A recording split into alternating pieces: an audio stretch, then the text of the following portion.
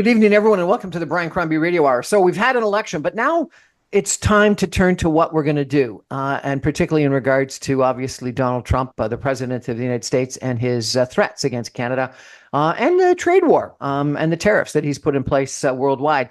I came across a fascinating individual, Dr. Lauren MacIvor Thompson, who is a historian, and she specializes in the 1880s, 1890s, 1900 time period, what I think Donald Trump refers to as the Gilded Age, which is a time period in American history where tariffs were put in place and there were not income taxes, and the tariffs did finance the U.S. government. Dr. Lauren MacIvor Thompson is a assistant professor of history and interdisciplinary studies at Kennesaw State University. She also is at Georgia State University College. And she's written books about and articles about and as an expert on this time. And so I thought it'd be fascinating to check in with her and find out, is Donald Trump right? Was this wonderful time in American history that he and the U.S. should want to duplicate all over? So Dr. Thompson, welcome to the show. Thank you, Brian, for having me. I really appreciate being here and getting to speak a little bit about this and sort of my knowledge of this period. And I think what I would like to start off by saying is that I think Trump and those who are supporting his ideas that we should return to this period between the 1890s and 1913 or so, I think they have this idea that the Gilded Age was this time of immense wealth, and everything was better in America. In other words, the motto for Trump is "Make America Great Again," and I think that this is what he has in mind. This is the time period that he thinks that we ought to return to in the United States. But as a historian of the Gilded Age and Progressive Era, what I always start off, my lectures on the Gilded Age, telling my students about is that the word gilded and the phrase the Gilded Age has a very specific origin, which it comes from a book published by Mark Twain and his co-author Charles Dudley Warner. They published a book in 1873 called The Gilded Age, A Tale of Today.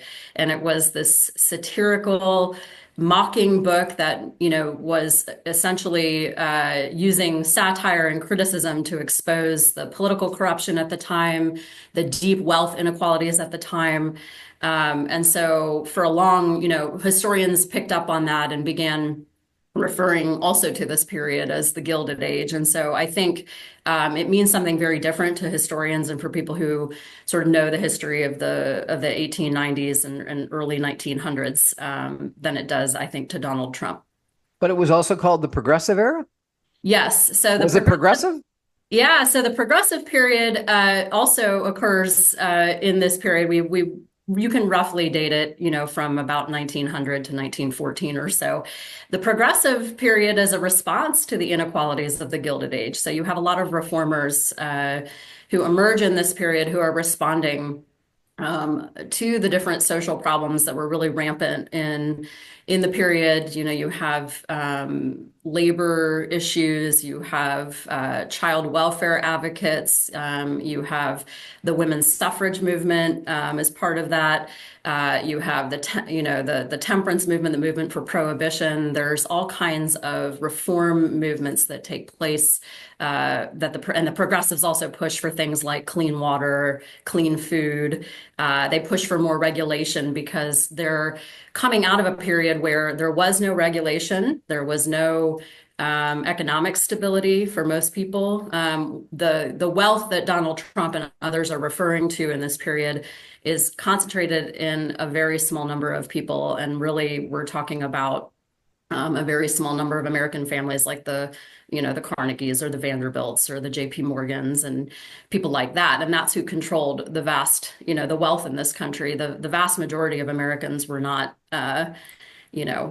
financiers or industrialists. And so I think he's thinking about those people when he talks about the immense wealth of that period. So who's in charge during this time period? As Canadians, we hear about President McKinley a lot, given that he was supposedly the individual that put in place a lot of these tariffs. And then we hear about Theodore Roosevelt as the counterpoint. Give us a sense of who's in charge.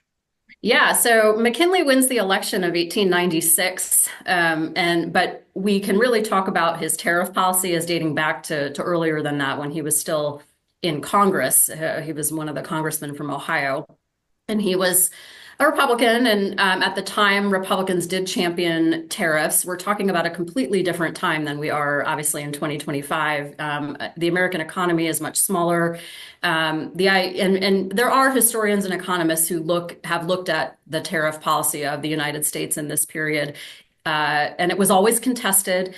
Nearly every presidential election dating back to the early 19th century had tariffs on the table as something that would be debated between the parties and the men running for president. But when he pushes forward the McKinley tariff in Congress, it raised tariffs to something like 50%, which was much higher than even it had been previously. And as a result, Republicans end up losing a bunch of their seats in Congress in the intervening election after he does that. The tariff was very unpopular. In 1893, we slide into a very deep and scarring panic. Economic panic, and this was pretty typical of the 19th century. You have panics sort of roughly every 20 years. But the 1893 panic was particularly deep and scarring. Many thousands and thousands of people out of work. People were hungry. People were desperate. And it was, I think the contrast between these sort of wealthy industrialists and then working Americans who were struggling and losing their homes and barely able to afford food, hard to find a job. I think that was really exposed in that panic of 1893. And Caused by tariffs or caused by um, something else? so that's a great question. I think historians and economists have determined that while the tariffs certainly didn't help the panic, they also weren't necessarily the cause of it. There was also other issues happening with monetary policy. There was efforts within the American Populist Party, which was a third party. They were advocating to move off the gold standard. They were supported mostly by farmers and laborers who thought that switching to the silver standard would raise the prices for their crops, and so they were advocating for that. They wanted inflation, and so there's a lot of unregulated banking and financial situations that are Also happening at the going same time. on. So Yeah. were tariffs reduced as a cause of this panic, and how did So McKinley become elected 3 years it's later? interesting. Yeah. So in the election of 1896, the reason that McKinley ends up getting elected anyway, even though he was sort of one of the people that pushed for these tariffs right at the same time that the country slides into this deep depression, is that the election ends up getting sort of split. The Democrats nominate William Jennings Bryan, who gives this amazing speech called the Cross of Gold speech. It was very, very famous at the time. And he ends up sort of stealing the thunder from the populists who might have otherwise done much better in the election. And because they sort of split the vote between the populists and the Democrats, McKinley ends up sliding to victory. And he begins to actually back off tariffs. He is assassinated in 1901, and the day before he died, he gave a speech where he talked about wanting to sort of back off the tariffs and open up more free trade in the United States with other countries. And so he begins to sort of, back away from this tariff policy that was, popular with Republicans more broadly and big business more broadly. But I would say, if we fast forward about 30 years from that period, from the year that he's assassinated, tariffs continue to be something that is debated in politics and within the American public sphere. And you have a series of tariffs that are passed in the 20s and then the early 1930s. And many people attribute, especially the Hawley-Smoot tariff, which raised rates on imported goods significantly. Many people blame that tariff as sort of maybe contributing to the Depression and then maybe even World War II. And so it is my understanding from other historians and economists who have looked at this even more closely than I have that the tariff policy in the United States has never been a source of necessarily wealth in the United States. In fact, there's many other factors that probably contributed to the growth and expansion of industry in the United States in the late 19th and early 20th centuries. And historians have looked at other factors like immigration and mechanization as sources of that wealth. So I almost feel like, we can say that America grew wealthy in this period and the economy expanded in this period, not because of tariffs, but probably in spite of them. So just to put it in perspective, can you tell us that these tariffs that were put in place by Congressman McKinley in the 1880s? So this would have been 1890 when he first gets Congress to pass the McKinley. 1890.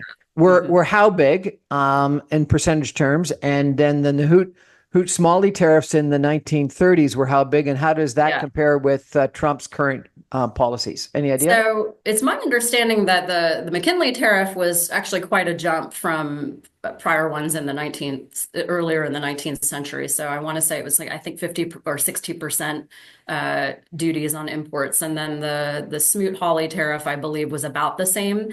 I think what is singular about Trump's is that they're bigger. We're talking, 125% on Chinese imports, I believe. Is that the latest? It kind of seems to change.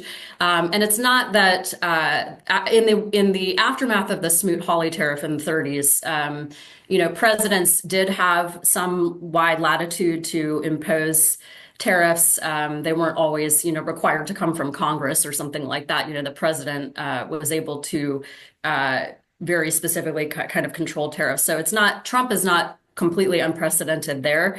But I think the amount of the tariffs and the way he's doing it, which just seems to be through tweeting, that's unprecedented. So fascinating. So we're going to take a break for some messages, and when we come back, I want to talk more about what happened in the 1890s, I guess, is the time period's most critical. Was it such a great era? You talked about incoming inequality. You talked about it being followed by the progressive era. Why does Donald Trump think so positively about this era? Like, where is he wrong? Or has he just not sort of been educated by people like you as to what was actually going on? There must be this perception within some parts of American society, maybe it's just amongst the rich, that it was such a wonderful time in American history. There's got to be some miscommunication here if he thinks it was such a great time, such that we want to go back there. And you're talking about it being, in fact, an era of panics and real issues. Let's take a break and come back and talk a little bit about that. Stay with us, everyone. Back in 2 minutes.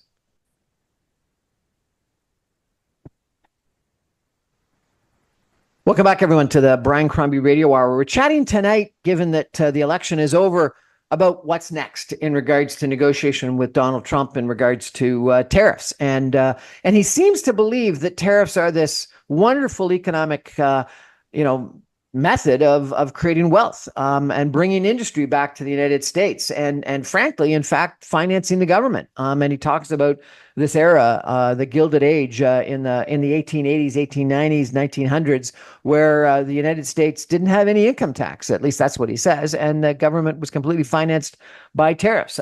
We've got an expert who I found posting quite a bit in social media and other places from Georgia. She is Dr. Lauren MacIvor Thompson. She's an assistant professor in history of interdisciplinary studies at Kennesaw State University. She's also serves on the faculty at Georgia State University, and she's an expert on this era, which is fascinating, given that Donald Trump has been focused on it. I understand, Dr. Thompson, that you also have some family from Canada. Is that correct?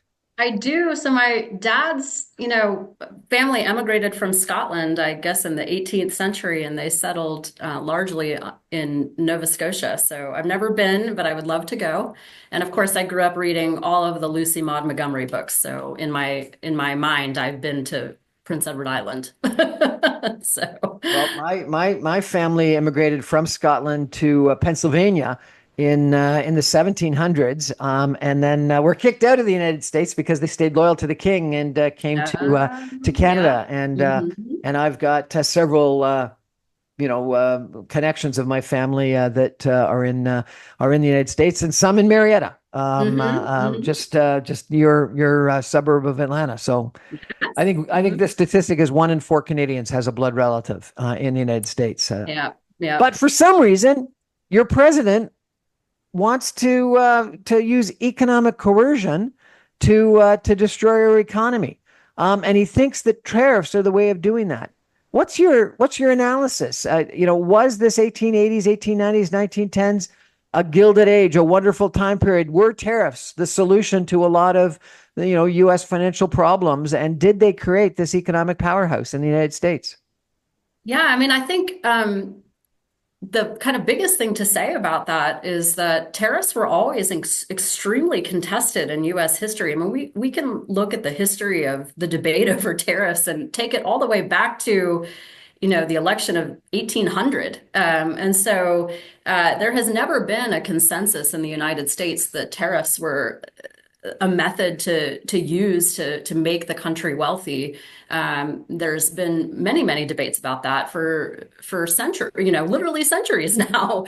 And so, Trump's insistence, and he's given, I guess, 2 or 3 of these speeches where he's emphasized that for whatever reason he thinks the 1890s and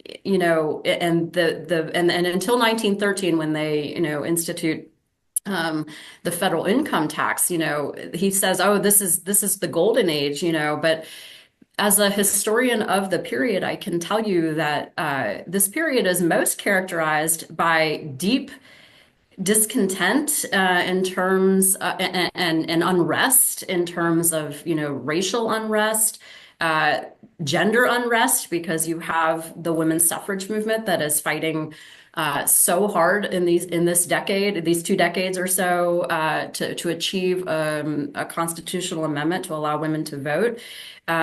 You have incredible unrest within the labor movements. There's kind of like unfettered capitalism, and the response to that is workers, strike over and over again. We're talking about, thousands and thousands of strikes in this period that are just crushed politically and by the government. There's, Supreme Court injunctions that say that companies have the right to crush these strikes. And so this period is, I think that we tend to think that we're living through this very singular period in history. And it's not that we aren't, but there's also historical precedent for it too, where things, it's not an analog. History is not an analog. History is not a roadmap for the future, but it certainly can give us some, parallels to look at and some potential, ideas about something where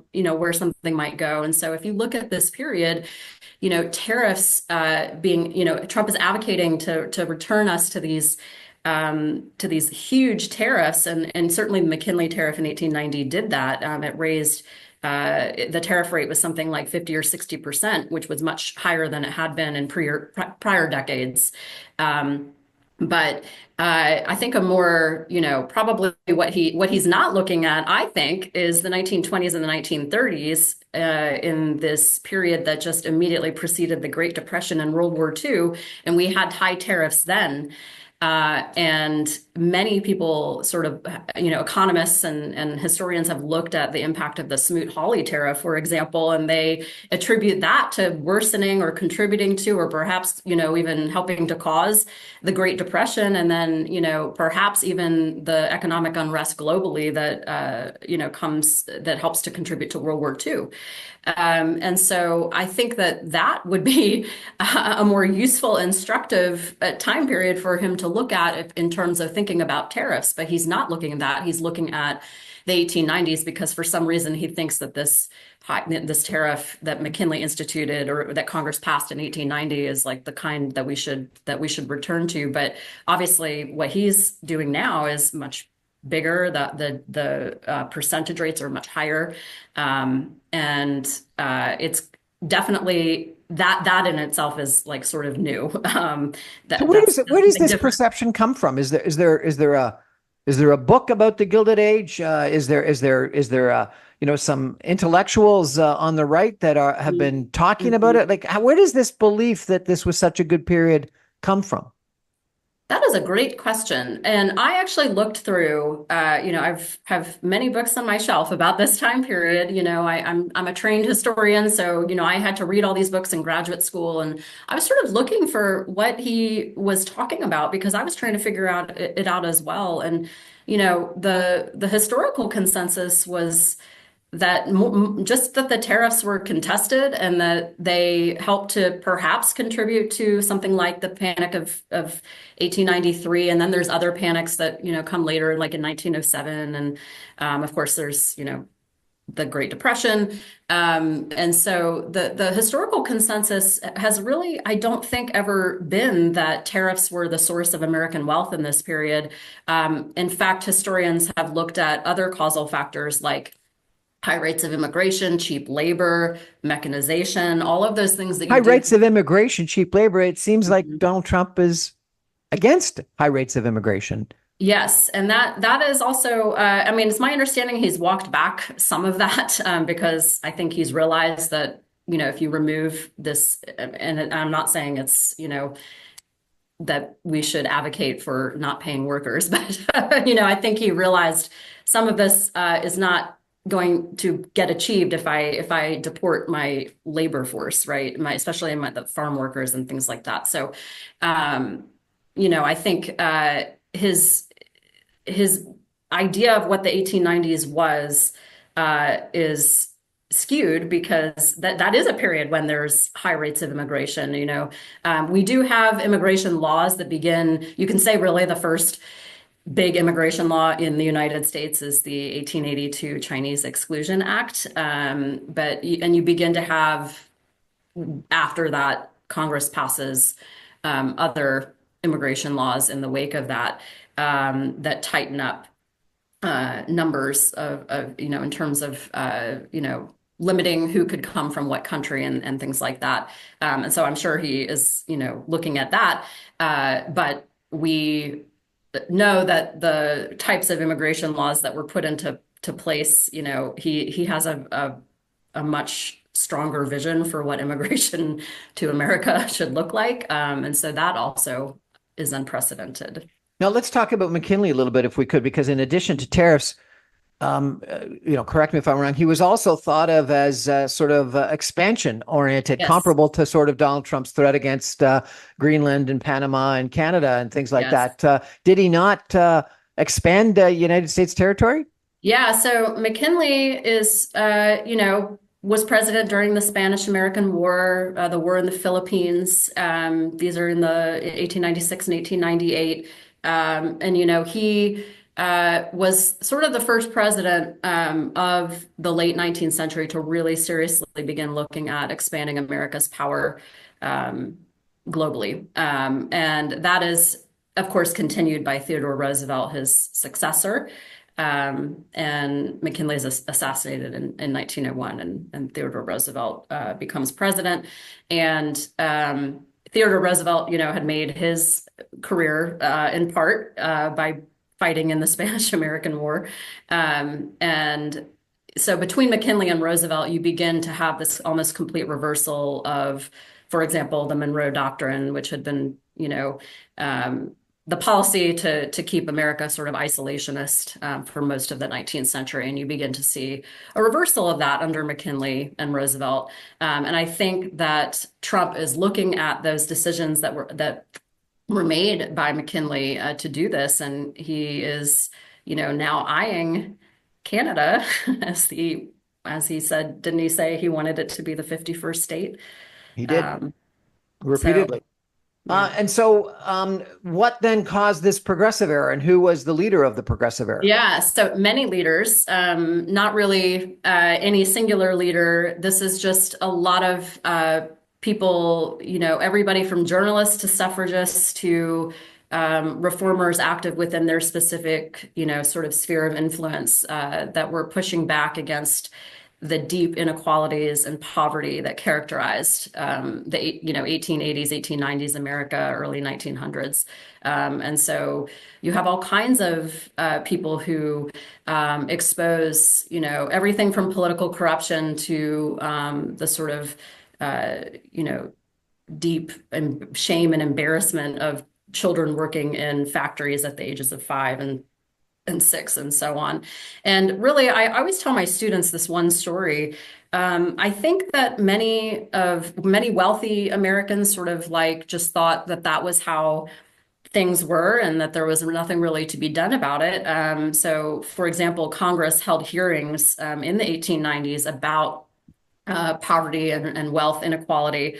And I always think about this story of this Irish man who was testifying that, his children were eating clams from the beach because they had nothing else. And a senator says to him, well, why don't you just go west?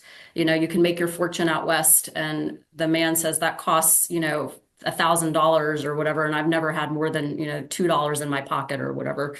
And so there's just this sense that, there was this idea that this poverty and this inequality needed to be exposed. So you have everybody, journalists, for example, like Jacob Riis, who published a book called How the Other Half Lives, and it's these photographs of tenements in New York City in this period and how,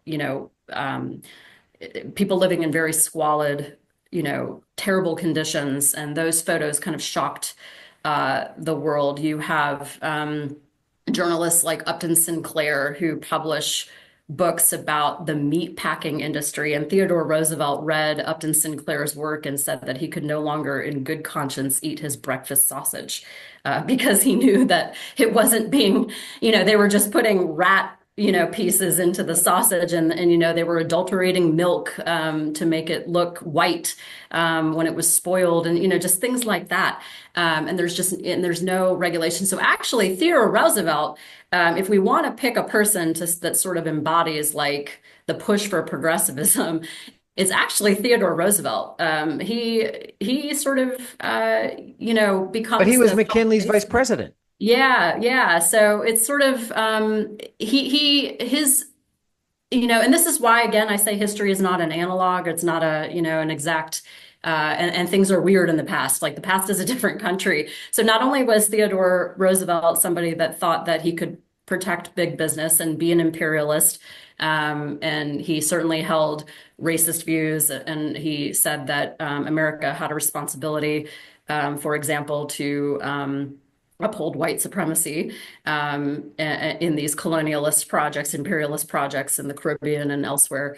But he also was an advocate, for things like passing the Food and Drug Act of 1906. He said, oh, we should have regulation of our food industry. We should regulate, things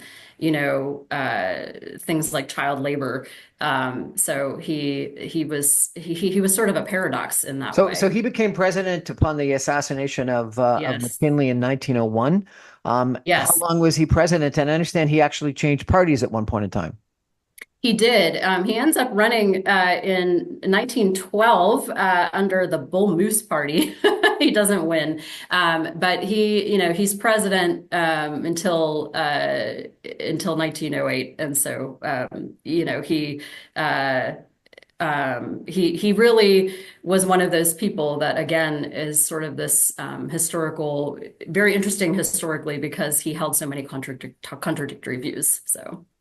What a fascinating history. So what do you think? Is Donald Trump right or wrong? Are tariffs the solution or are they the problem? I mean, from my perspective as a historian, I don't think that he should be wielding tariffs in this way, given the history of how they have been wielded in American history, and they don't seem to have necessarily, done the things that they said that they were going to do. Of course, they've been, the Republican Party in the late 19th and early 20th centuries as an advocate for big business. Many of these industries did want tariffs to be in place because it did protect their It helped businesses. business. It helped the rich. A lot of Mhm. people think that he was really focused on sort of the era of the Great Gatsby, which I think is the 1920s, is it not? Yes. Yeah. So, I mean, that's another possible historical period that he's looking at, the 1920s. But that's also a period that's really characterized by deep unrest, deep wealth inequality.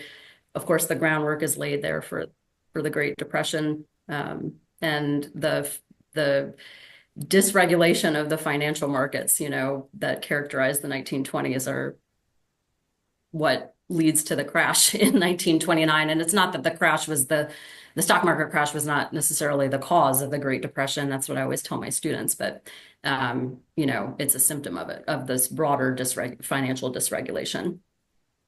Fascinating. I really appreciate you giving us this history lesson. I want to come back and ask you about a different topic after a break that you also specialize in, because Mhm. that's also something that has been in the news quite a bit over the course of the last several years in the United States. Stay with us, everyone.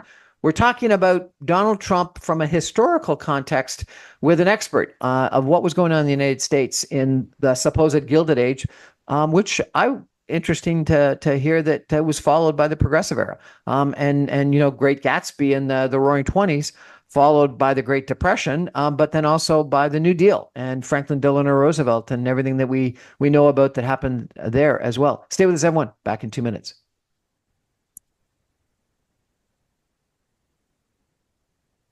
Welcome back, everyone, to the Brian Crombie Radio Hour. We're chatting tonight with Dr. Lauren MacIvor Thompson. She's a historian and an assistant professor in history and interdisciplinary studies at Kennesaw State University. She's also at Georgia State University. And she's an expert on what was going on in the United States during the 1880s, 1890s, 1910s, et cetera. And we've been talking about tariffs and Donald Trump and the Gilded Age. But I understand that you're also are an expert and a historian on reproductive health and women's rights and the law. And I Mhm. got to ask you about that because, one of the issues that's come up a little bit in Canada in our recent election is people sort of trying to raise this concern that people on the right might be bringing back abortion, and most people say abortion has been decided and voted on in Canada, and it's never going to be an issue again. And then people say, "Well, what? Look at the United States and Donald Trump." And I Mhm. understand that in the last election, you certainly had Kamala Harris and numerous people in the Democratic Party talking about reproductive rights and abortion, et cetera. And the Supreme Court has made some decisions, and different states are making decisions as well.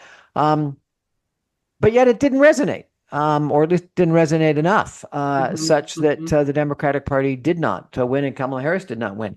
Tell me where you put sort of reproductive rights in historical context and compare it to obviously what you were talking about a couple of minutes ago in regards to Yes. the suffrage movement. Yeah, yeah. So, like I was saying, I'm broadly a historian of the Gilded Age and Progressive Era, but my particular specialty is actually in the early birth control movement and the history of abortion law. And so this, really resonates right now in terms of American politics, because one of the things that is on the table that Kamala Harris talked about and other people have been since talking about is this potential revival of a Gilded Age law called the Comstock Act. And this was an act passed in 1873 by Congress. It was really the work of one man, Anthony Comstock, who was a reformer. He was a vice reformer, a moral reformer. And he was active in New York in the late 1860s and early 1870s with the YMCA, the Young Men's Christian Association. And he also had the backing of some of those really wealthy industrialists and financiers that we were talking about. And they sent him down to Washington, D.C. in the winter of 1872. When there was a presidential election going on. And he advocated for Congress to pass an obscenity law. And he ends up, it worked. I mean, this is one of the fastest laws I think that we passed in American history. I mean, the congressmen were I think we had mentioned, earlier in the show, the political corruption that was sort of rampant at the time. And uh, there was a lot of scandals in the news in that moment, surrounding congressmen taking kickbacks from the railroads and things like that. And so this was sort of an easy law for them to want to pass because it made them look good. And the Comstock Act, which was passed and signed into law by President Ulysses S. Grant in March of 1873, it was a sweeping anti-obscenity law that criminalized essentially everything to do with sex, including abortion and birth control.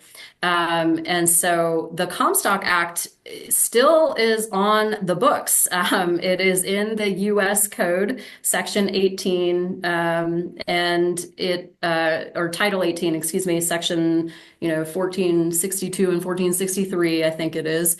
And that the law still exists. It hasn't been enforced really since the 1930s against birth control and abortion.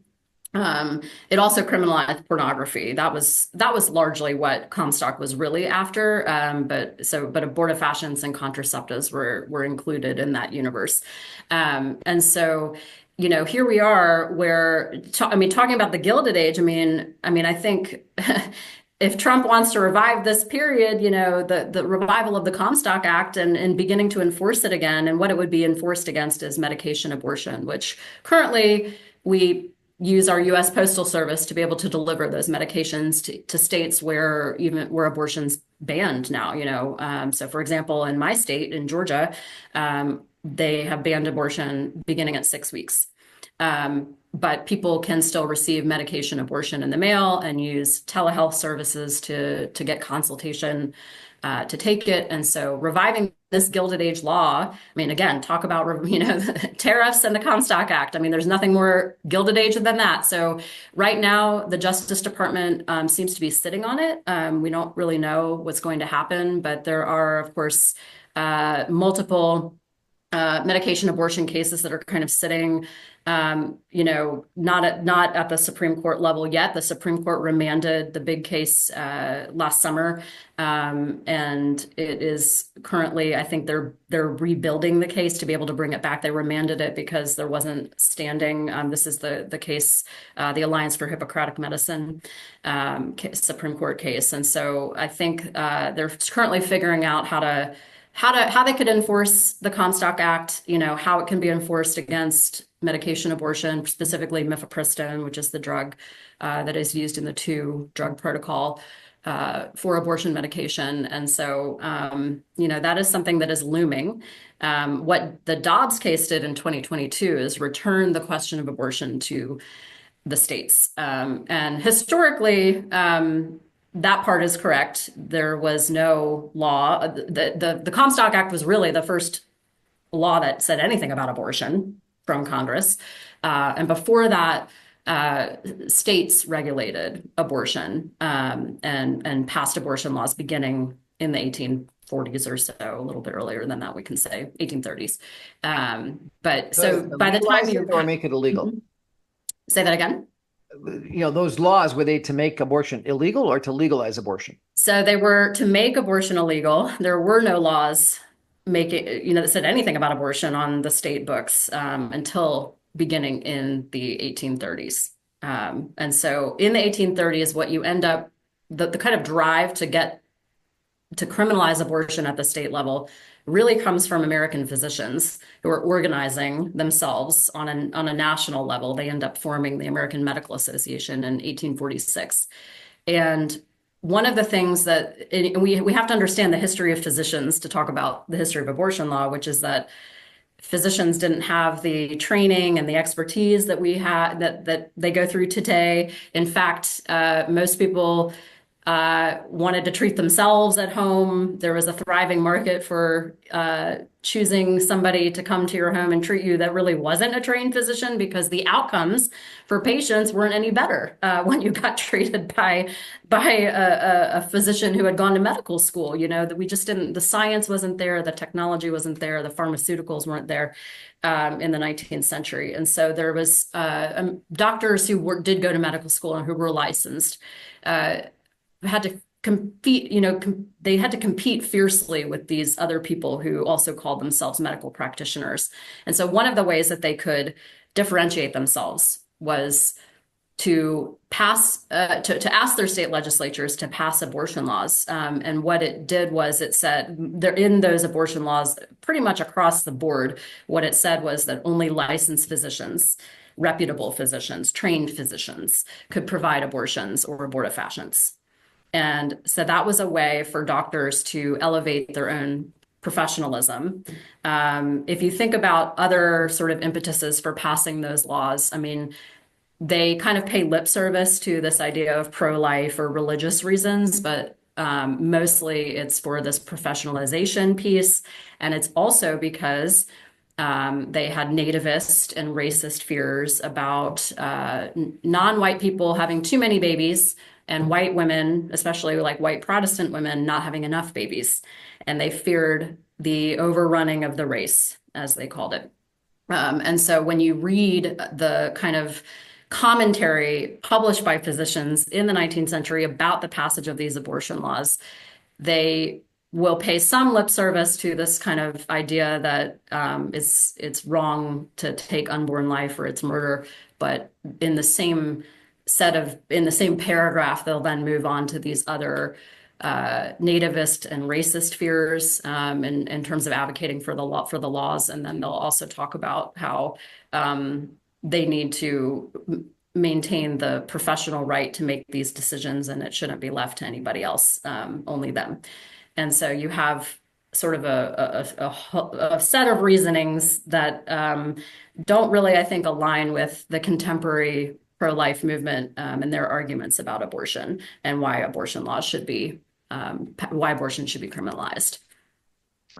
So, if you could put this discussion in the United States in historical context. You said that you're an expert on the women's suffrage movement that brought the vote to females.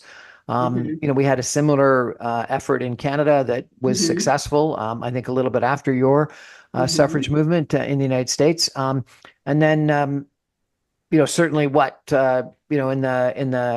in the last 20 years, you've had support for abortion and support for an equal rights amendment that I guess never passed, but Yes. but came close. And then in this last election, I remember watching Michelle Obama make this impassioned speech about how this was the most important election in history for women's reproductive rights, and it didn't seem to move even females.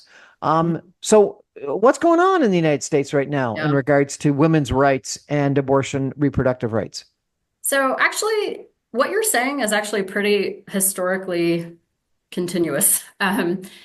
While many suffragists in the aftermath of the suffrage movement actually turned to the birth control movement, and I should say at the outset that one of the main arguments of the early birth control movement that began in the 19-teens in earnest and continued through the 1920s and early 1930s, was that if America legalizes birth control, if we just remove birth control from the Comstock Act, for example, we take that clause out, we take that phrase out, or that word contraception out, then there won't be any need for abortion because everybody will be able to plan their families, and no longer will people use abortion as birth control. And so that was a central argument of the early birth control movement. And you do have many suffragists that work for both suffrage and birth control, but the official party line, the official messaging of the suffrage movement actually got much more narrow over the course of the 19th century. In the 1840s, when you have that early suffrage movement first emerge, in the United States, they are advocating for a broad set of reforms in terms of women's status. And one of those is for the right of women to control their own body. And that argument never really goes away, but it is not present, especially in the late 19th and early 20th century as we get closer to the passage of the 19th Amendment, which is the amendment that ratified, women's suffrage in the United States. And you really see suffrage leaders say, we've got to keep that argument about birth control out. And they're not even talking about abortion. They're talking about birth control only. And they said, we don't want to talk about that. That's distracting from our messaging. Our messaging is about getting women the vote. And we cannot talk about all this other stuff. And now it's not to say that many suffragists, again, did speak about those things. They talked about how, what is the vote? The vote means nothing if we cannot control our own bodies. And so they talked a lot about that. But if you look at official suffrage messaging, you're not going to see advocating for birth control. So that was really something that, emerges in the middle of the 20th century with the second wave women's movement. You begin to see once women have had the vote for 50, 60, 70 years, then you see this sustained attention, I think, to rights for abortion and birth control in ways that you had not in the 19th century. And so it's actually not very surprising to me that Michelle Obama's speech, Kamala Harris's appeals, didn't really resonate with Americans in terms of, hey, we should put this right, to control one's own body. It should, sort of be front and central in terms of understanding women's political status and participation in the public sphere. And yet, so that it's not surprising to me, actually, as a historian of this particular topic. So what do you think is going to happen? So that's a great question. Right now, they're awfully quiet, like I said, about the Comstock Act. So I'm not really sure what's coming there. I do think that the anti-choice movement is going to. They have sent a letter to the Justice Department, I think, and within the last 2 or 3 months, that's asking to revive the Comstock Act. So I wouldn't be surprised if over the summer we begin to see some movement around that. And certainly, what is, I think, being set up the most is this idea about do other states' abortion laws have the right to criminalize what a doctor does from another state. So right now, for example, there's at stake this issue where a New York physician prescribed, I think, abortion medication to a woman in Louisiana, and then Louisiana's law explicitly makes abortion medication illegal. So there's this idea that maybe they can come and get the doctor and try her under a Louisiana law, even though she's a New York resident. I think we're going to see that's going to be sort of the next legal front to this, in addition to the Comstock Act. So, some people think politics is a pendulum. It goes back and forth. And, it's interesting that after your Gilded Age, you had this progressive era. After the Roaring 20s, you had the New Deal. Do you think that people that are on the left should actually not get overly concerned and think that, frankly, what's going to happen after Trump is another progressive era or New Deal? Or are you worried about what's going on? That's a great question. I think, as a historian, my rational historian brain says things shift, the pendulum swings back and forth. I'm a little worried just on a personal level about some of this unprecedented stuff that we're seeing economically, and in terms of immigration and deportation. A lot of that seems not to have any kind of historical parallel. So I'm a little concerned that we may not see what's coming necessarily. But I think also, in the 20th century, we have plenty of examples to world wars to illustrate what happens when things kind of reach a boiling point. And I certainly hope that's not where we are headed. And I'm hoping that some of the, activism on the left, on the Democratic side, we'll have elections coming up next year for Congress, right? And so I wonder if we're going to see a huge shift like we did in the aftermath of that 1890 tariff. Are we going to see Republicans losing half their seats like they did in 1892? I don't know. Really? Half their seats in 1892? Yeah, that was the result, of that kind of unpopular tariff policy. Republicans lost a lot of seats in Congress that year. And it did not help that the panic of 1893 followed Well, I guess that was what Cruz was suggesting and warning the Republicans about recently. Yes. Yeah, I think I have heard that as well, that Republicans are warning, we've got to pull back on some of this more extreme stuff, or there is a historical parallel. Dr. Lauren MacIvor Thompson, thank you so much. This has been a fascinating historical conversation, and it really is helpful to put everything in perspective. Thank I you. want to come back at some point in time and understand a little bit more about President McKinley's threats against Canada. Maybe you'll have to recommend to me some historian that can Sure. talk to me about that and what ended up happening there. That's our show for tonight, everybody. Thank you for joining us. I remind you, I'm on every Monday through Friday at 6 o'clock on 960 AM. You can stream me online, even from Atlanta, Georgia, www.saga960am.ca. All my podcasts and videos go up on my website, briancrombie.com, on social media, on YouTube, on podcast servers, as soon as the radio show goes to air. Thanks for joining us. Good night, everybody.